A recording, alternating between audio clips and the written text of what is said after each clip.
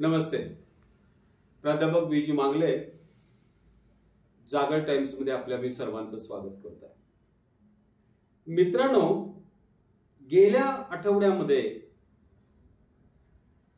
निवडणूक आयोग आणि स्टेट बँकेनं काढलेले जे इलेक्शन बॉन्ड्स होते, निवडणूक रोखे होते, या संदर्भात हे निवडणूक रोखे 15 फेब्रुवारीला मुख्य न्यायाधीशांनी म्हणजे सुप्रीम कोर्टाने रद्दबातल ठरवले आणि या संदर्भातली सगळी माहिती ही समाजाला मिळाली पाहिजे. कोणतीही माहिती लपवता कामा नये. माहितीचा अधिकार अधिनियम 19(1)(अ) हा या सगळ्यांचा अधिकार आहे म्हणून सांगितलं. एवढी प्रचंड मोठी गोष्ट झाली. या इलेक्ट्रॉनिक बॉन्डच्या माध्यमातून सगळा 2 नंबर पैसा आणि नेक्सस जोडता येत होता की कोणत्या कंपनीला त्रास दिलाय आणि तो त्रास थांबल्यानंतर मग त्याला मदत केल्यानंतर तो त्रास थांबतो,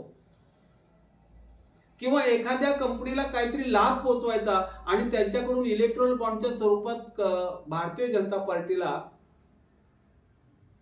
इलेक्शन निधी घ्यायचा. हा जो नेक्सस आहे, हा नेक्सस मुख्य न्यायाधीश धनंजय चंद्रचूड यांनी उघडला, समाजासमोर आला.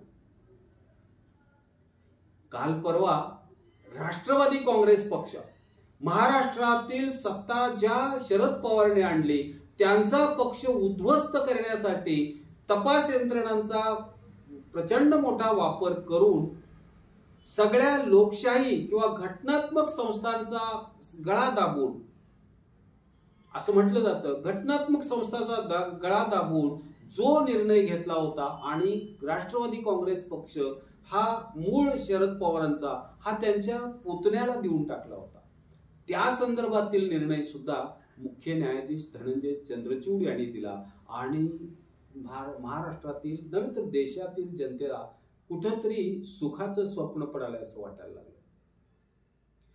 आज मुख्य निवडणूक अधिकाऱ्याची, मुख्य निवडणूक आयोगाची नियुक्ती करण्यासाठी चीफ जस्टिस ऑफ इंडियाची गरज नाही आणि कॉलेजियम मधून त्यांना काढून टाकलं होतं. गेल्या वर्षी जो कायदा केला त्या कायद्यामध्ये या संदर्भात मुख्य न्यायाधीशांनी भारतीय जनता पार्टीला परखडपणे फटकारलं. या सगळ्या गोष्टी बघितल्यानंतर मोदी आणि शहांच्या भाजपनं या देशावरती जे राज्य केलं, त्या हे जे राज्य आहे हे तपास यंत्रणांचा कर्दनकाळ म्हणून ओळखलं जावं. राजकारणाच्या स्तरावर न येता ते तपास यंत्रणांचा गैरवापरून केलं असा आरोप त्यांच्यावर. इंडियन नॅशनल काँग्रेसच्या बरेच नेते फोडले, तपास यंत्रणांचा वापर. शिवसेना संपवली, तपास यंत्रणा. राष्ट्रवादी संपवली, तपास यंत्रणा. आणि नंतर सभापती आणि निवडणूक आयोग यांच्या माध्यमातून कलम 10 घटनेच्या शेड्यूल 10 नुसार केलेला पक्षांतर बंदी जो कायदा आपण म्हणून ज्याला ओळखतो, तो सुद्धा धाब्यावर बसून त्याला राजमान्यता देऊन टाकली. म्हणजे पक्ष फोडलेला पक्षांतर बंदी कायद्याखाली म्हणजे घरात बसवण्याऐवजी त्यांच्या पक्षांतर बंदीला राजरोसपणे राजमान्यता देऊन टाकली. आज केजरीवाल यांना दर आठवड्याला कोणती ना कोणती तरी नोटीस जाते. त्यांचे सगळे जे अधिकार होते हे अधिकार काढून घेणार कायदा त्यांनी म्हणजे केंद्रामध्ये केला. ममता बॅनर्जीला तसा सातत्यानं त्रास दिला जातो, केसीआरना सातत्यानं त्रास देतात. हे जर सगळं कारकीर्द जर का भारतीय जनता पार्टीच्या दोघांची जर बघितली, मोदी आणि शहांची, तर या देशामध्ये लोकशाही आहे असं वाटायला लागत नाही. आजच्या काँग्रेसच्या काँग्रेसचे अध्यक्ष खरगे, मल्लिकार्जुन खरगे सोनिया गांधी आणि राहुल गांधी यांनी पत्रकार परिषद घेतली. या पत्रकार परिषदेनंतर या देशातला तमाम भारतीय की ज्याला या माध्यमातून खरं काय ते समजू नये अशा पद्धतीची व्यवस्था केली, हा सुद्धा दुखी झाल्याशिवाय राहणार नाही. राहुल गांधींनी सांगितलं की 7 वर्षापूर्वीचं एखादं 14 लाखाचं कोणतं तरी प्रकरण उकरून काढलं जातंय, त्याच्यावर दंड सुमारे 200 कोटी रुपयापर्यंत त्यांच्या म्हणण्याप्रमाणे आकारला जातो. आणि दुसरा काय त्यांच्यावर ते करतो की सगळी बँक खाती बंद करून टाकली, गोठवली जातात, सीज केली जातात, फ्रीज केली जातात. या देशात लोकशाही नाही असं राहुल गांधींचं मत. का त्यांनी म्हणावं? निवडणूक चालू आहे आणि 10 रुपये सुद्धा ते निवडणूक खर्चासाठी वापरू शकत नाहीत. पक्षाच्या खर्चासाठी 10 रुपयाचा 50 रुपयाचा खर्च करू शकत नसतील तर त्यांना असं वाटण्यामध्ये गैर ते काय असं वाटायला लागतं. आणि इथं सुद्धा त्याने असं हे केलंय की ज्या पद्धतीनं या देशामध्ये धनंजय चंद्रचूड या गैर गोष्टीवरती हातोडा मारत आले तसं इथं सुद्धा त्यांनी केलं पाहिजे असं त्यांचं मत आहे. या लोकशाही संस्था घटनात्मक आहेत. या घटनात्मक संस्थांचं डिग्रेडेशन हे फार मोठ्या प्रमाणात झालंय अशा पद्धतीचा त्यांनी आरोप केला. कारण एक नेक्सस जोडला जातो. माजी मुख्य न्यायाधीश रंजन गोगोई त्या पदावरून उतरल्या त्यांना राज्यसभेवरती घेतलं जातं. म्हणजे त्यांनी दिलेल्या निर्णयामध्ये किती भारतीय जनता पार्टीचा वाटा असेल बघा. या पार्श्वभूमीवर 8 नोव्हेंबर 2022 रोजी धनंजय चंद्रचूड जे त्या पदावरती आले यांचा कालखंड हा सुवर्ण युगासारखा भारतीयांना वाटला तर नवल वाटायला नको. कारण या 2000 म्हणजे सगळ्यात महत्वाची गोष्ट अशी की 2022 ला नोव्हेंबर 2022 ला हजर झालेले चंद्रचूड यांनी दिलेले आतापर्यंतचे जे निकाल आहेत आणि लोकशाहीसाठी ते करत असलेली जे बॅटिंग आहे ही अफाट आणि फार मोठी आहे. मी आपल्याला म्हटलं आणि बऱ्याच लोकांचा असा आरोप आहे की लोकशाही संस्थांचा जो घसरण व्हायला लागल्या आणि लोकशाही संस्थेची स्वातंत्र्य त्यांचं अबाधित नाही. जसं मोदी आणि शहा सांगतात त्याच पद्धतीने ते निर्णय घेतात असं वाटणारी जी स्थिती होती याला कुठंतरी खीळ बसवायचं काम धनंजय चंद्रचूड करतात. म्हणून सगळेजण म्हणतात की आता आशास्थान धनंजय चंद्रचूड आहे. सगळे चीफ जस्टिस या पदावरती येणारे ज्या व्यक्ती असतात त्या अल्पकाळासाठी असतात. राहिलेल्या उर्वरित सेवा तिथं होते पूर्ण.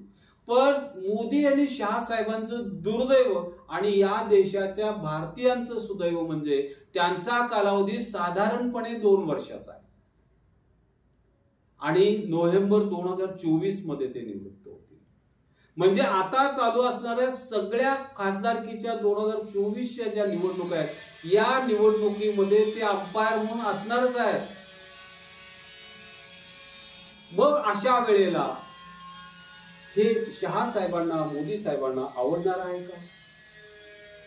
खचितच आवडणार नाही. त्यांना इलेक्टोरल बॉन्ड्सच्या संदर्भात मुख्य न्यायाधीशांनी दिलेला जो निर्णय आहे हा निर्णय प्रचंड अडचणीत आणणार आहे. आणि त्याच्यावरती आता हे संपूर्ण प्रकरण काही दिवसानंतर आता 21 तारखेला हे सगळं उघड ज्यावेळेला होईल त्यावेळेला या दोघांचं कर्तृत्व भारतीय जनता पार्टीच्या नावावर त्यांनी केलेलं हे सगळं लोकांच्या समोर उघड होईल आणि त्याला कारणीभूत असेल धनंजय चंद्रचूड मुख्य न्यायाधीश या देशाचे मुख्य न्यायाधीश. त्यामुळं त्यांच्यावर उपाय काय करायचा? काय उपाय करणार? ते पैशाला बदलत नाही. त्यांना सत्तेची पुन्हा दुसरं काय दाखवा म्हटलं तर आसक्ती नाही. त्यांना दलालीमध्ये इंटरेस्ट नाही. मग करायचं तर काय करायचं? ज्याला पैसा खुणावत नाही सत्ता खुणावत नाही त्याला काबूत कसं ठेवायचं हा प्रश्न पडला असेल तो मोदी आणि शहा साहेबांना, काय करावं? आणि त्यातही अजून 10 नोव्हेंबर 2024 म्हणजे ही निवडणूक ही सगळी त्यांच्याच प्रमुख ह्याच्याखाली होणार आहे. म्हणजे इथं काहीतरी करायला जर का गेले, निवडणुकीत काही करायला जर गेले तर भलतच अडचणीत येतील अशी परिस्थिती आहे. याच्या आधी आपण चंदीगडच्या निवडणुकीमध्ये जे महानगरपालिकेच्या निवडणुकीत जो भारतीय जनता पार्टीनं जो घोळ घातला तो उघड्या डोळ्यांनी तमाम भारतीयांनी बघितला. म्हणजे ते कुठल्याच स्तरात निवडून आलेल्या म्हणजे नगरसेवकांचं सुद्धा नगरसेवक पद हिरावून घ्यायचा प्रयत्न केला त्या अधिकाऱ्यांनी आणि सत्ता देऊन टाकली भाजपला. म्हणजे अशा पद्धतीनं काहीतरी करायला जर गेले तर अंपायर आहे डॉक्टर धनंजय चंद्रचूड, हे त्यांनी लक्षात ठेवावं आणि त्याची भीती मला वाटते त्यांना. मित्र, आपल्या देशाचं भविष्य म्हणून आपण आज चंद्रचूड साहेबांच्याकडे बघायला लागलो. या देशातील तमाम लोकशाहीवादी लोकांना शेवटचं आशास्थान वाटायला लागलंय धनंजय चंद्रचूड साहेब, आणि तसं ते कामही तशाच पद्धतीनं करतायत. म्हणून हा देश वाचावा, इथं लोकशाही कायम राहावी. केवळ नाममात्र लोकशाही नको, लोकसंख्येची लोकशाही नको, खऱ्या अर्थानं लोकशाही जर नांदवायची असेल आणि इथल्या घटनात्मक संस्थांचं स्वातंत्र्य अबाधित ठेवून लोकांना खऱ्या अर्थानं स्वातंत्र्य उपभोगायला जर मिळायचं असेल तर न्यायपालिकेतील हे जे धनंजय चंद्रचूडांचे जे निर्णय आहेत हे उपयोगी ठरलेत आणि त्यात एक आशास्थान बनून राहिलेत असं सर्वांना वाटायला लागलंय. मी आपल्याला सर्वांना विनंती करेन, आपण काहीही करत असा पण या देशातील लोकशाहीमुळं आपला हा इथपर्यंतचा प्रवास झालाय हे विसरू नये. आणि ही लोकशाही कशा पद्धतीने टिकवता येईल आणि त्यासाठी आपलं काही योगदान पाहिजे आहे का या लोकशाहीला, असा कधीतरी विचार आपण नेहमी करावा, कधीतरी करावा असं मला वाटतं. धन्यवाद. माझा हा व्हिडिओ आपण लाईक, शेअर आणि सबस्क्राईब करा.